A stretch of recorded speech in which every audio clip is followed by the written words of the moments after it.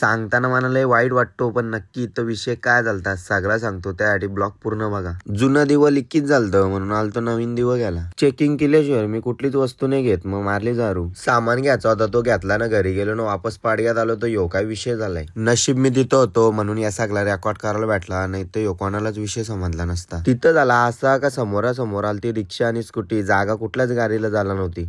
कशी तरी एक कोपऱ्याच्या चाललेली स्कूटी, पण स्कूटीने डायरेक्ट मारली मिठी रिक्षाला. मिठी अशी मारलेली का अर्धा तास झाला आम्ही त्याच करी होतो, मिठी काही सुटतच नव्हती. रिक्षाच्या खालच्या पत्र्याला अटकलेला स्कूटीचा स्टँड तो काही निघतच नव्हता. बघता बघता अख्खा पडगा जाम झाला, पण यांची मिठी काय सुटत नव्हती. फायनली यांची मिठी सुटली आणि आम्ही पण एकदांच सुटलो. बाईला माहित होतं उन्हान तांबाचे, मग सनस्क्रीन लावलेली. भाऊ आणि अमित भाऊनी मारली मिठी, बोलतात एकमेकांना हॅप्पी दिवाळी. दिवाळी काय असते आता तुम्हाला दाखवतो.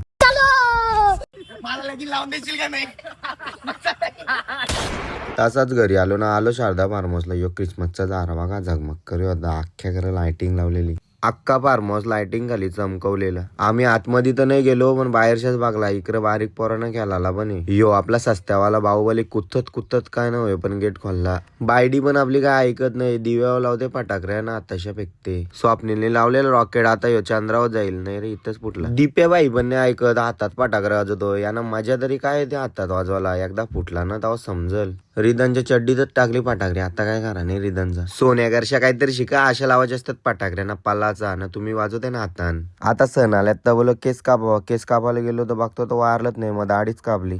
घरी आलो तर बघतो तर गावात काय इंडिया पाकिस्तानचा हमला चालू आहे. तसा एक इकडूनशे फेकतो, एक तिकडूनशे फेकतो. This is the end.